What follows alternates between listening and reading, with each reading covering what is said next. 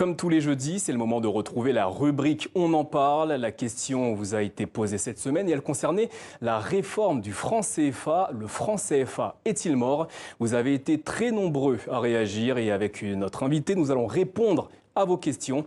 Bonsoir Kako Nubukpu, vous êtes économiste et ancien ministre de la prospective au Togo.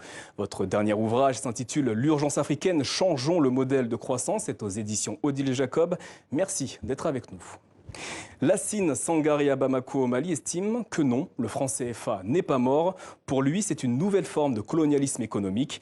L'éco ne servira à rien tant qu'il est garanti par la France. Est-ce que vous partagez son analyse ? Non, j'ai envie de dire, Talleyrand disait tout ce qui est excessif, insignifiant. Donc, il faut savoir raison garder dans tout ça. Moi, j'aimerais dire d'où nous venons, quand même. Moi, ça fait 15 ans que je me bats contre le franc CFA. Et donc, je n'ai pas boudé mon plaisir à l'annonce de la fin du franc CFA. Et il faut dire aussi une chose. C'est facile de dénoncer, mais il faut construire des alternatives crédibles. Et je crois que nous sommes dans cette phase, en fait. Et ce qu'on attend de nous aujourd'hui, c'est qu'est-ce que nous proposons concrètement. Et je crois que c'est pour ça qu'il y a beaucoup de questions, de préoccupations. Ce que je peux vous dire, c'est que l'éco est un processus qui ne date pas d'aujourd'hui, de 1983. Ensuite, vu les retards accumulés, on a décidé en 2000, moi j'étais économiste à la Banque centrale des États de l'Afrique de l'Ouest, de créer la ZMAO, la seconde zone monétaire de l'Afrique de l'Ouest, qui regroupait les 7 pays non membres de l'UEMOA, membres de la CEDEAO, pour créer une nouvelle monnaie qu'on a intitulée l'éco. Donc vous voyez, ce n'est pas nouveau. Mais force est de reconnaître qu'on n'a pas réussi. Et à partir de 2015, vous n'avez pas réussi à créer l'éco. Notamment parce que la volonté politique n'a pas été au rendez-vous. Et donc, à partir de 2015, les chefs d'État de la CEDEAO ont décidé de créer l'éco, mais en une seule étape, en mettant en place des critères de convergence.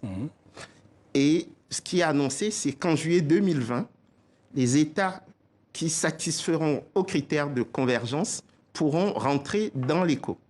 Et donc, le sommet des chefs d'État de la CEDEAO du week-end dernier a confirmé ce calendrier et ce processus. On va passer à la seconde question. Isiaka Kouma, depuis Bamako au Mali, il s'interroge, les pays africains seront-ils réellement maîtres de leur monnaie si l'éco garde la parité fixe avec l'euro?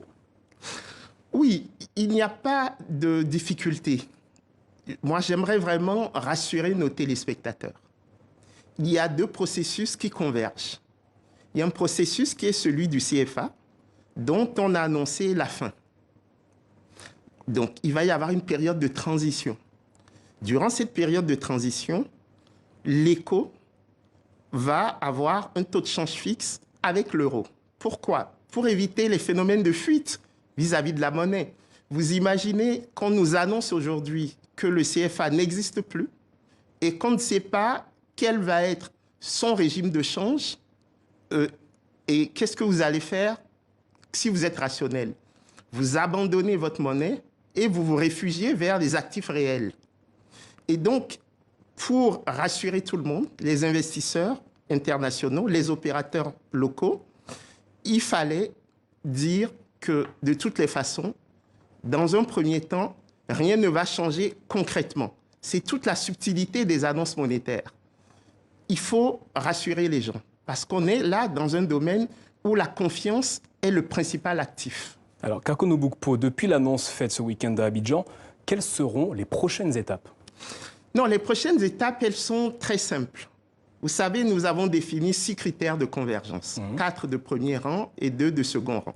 Les critères, c'est le taux d'inflation, le déficit budgétaire, les réserves de change et le financement monétaire du déficit budgétaire. Et pour le second rang, c'est la dette et les fluctuations du taux de change. À l'heure actuelle, sur les 15 États de la CEDEAO, seul le Togo peut rentrer dans l'éco. Les autres pays, en particulier ceux de l'UEMOA, sont très proches. Mais il y a un critère sur lequel ils sont encore défaillants, c'est sur le déficit budgétaire sur PIB. On est autour de 6% de déficit. Il faudrait passer à 3%. Adam Abdarrahman Mahamat Tadami à N'Djamena au Tchad aimerait savoir si l'éco et le franc CFA ne sont pas les deux faces d'une même pièce. Non, déjà, ce n'est pas le même périmètre. L'éco, c'est 15 États, donc un marché potentiel de 350 millions d'habitants, avec une réduction des coûts de transaction et une annihilation des coûts liés au risque de change. Et donc, c'est une formidable aventure, l'éco. Et donc, il ne faut pas confondre le processus par lequel les pays CFA vont rentrer dans l'éco et en tirer des conséquences négatives sur l'avenir de l'éco. On pourrait se poser des questions. Si demain, un pays non CFA qui satisferait aux critères de convergence se voyait à refuser l'entrée dans l'éco, ce qui n'est pas encore le cas. Et puis, il y a la question du Nigeria, qui est une question centrale.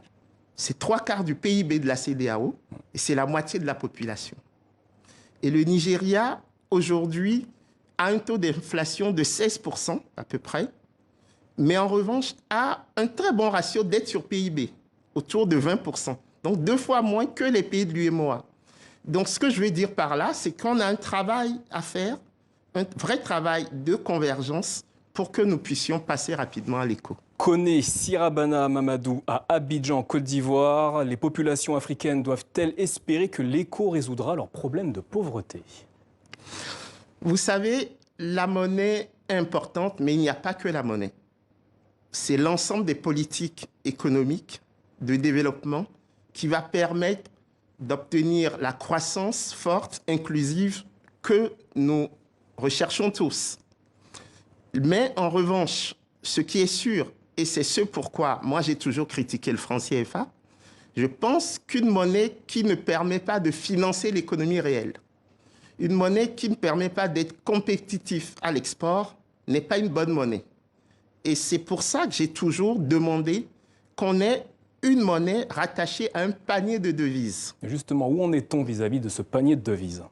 Le panier de devises, il est défini. On sait qu'il y aura le dollar, l'euro, le yuan chinois et probablement la livre sterling pour tenir compte du Nigeria. Les pondérations seront relatives à l'intensité du commerce que nous avons avec ces pays et progressivement, nous allons faire en sorte que cette monnaie éco soit flexible. C'est quelque chose, moi, qui me tient fondamentalement à cœur. Et c'est pour ça, je crois qu'il faut vraiment distinguer deux choses.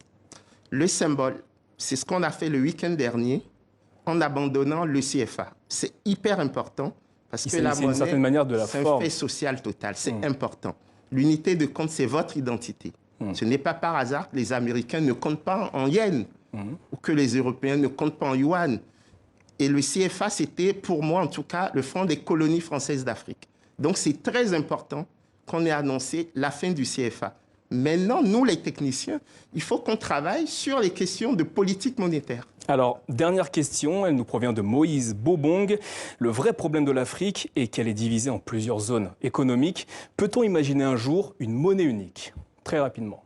Ah oui, c'est le rêve des pères de l'indépendance. Et dans le programme de convergence Union africaine 2063, il y a l'instauration d'une monnaie africaine que j'appelle de mes voeux de toutes les façons. Merci Kako Nubukpo. Je rappelle que vous êtes économiste et ancien ministre de la prospective au Togo. Votre dernier ouvrage s'intitule « Urgence africaine, changeons le modèle de croissance » aux éditions Odile et Jacob. Merci de nous avoir suivis. Ainsi va l'actualité sur le continent.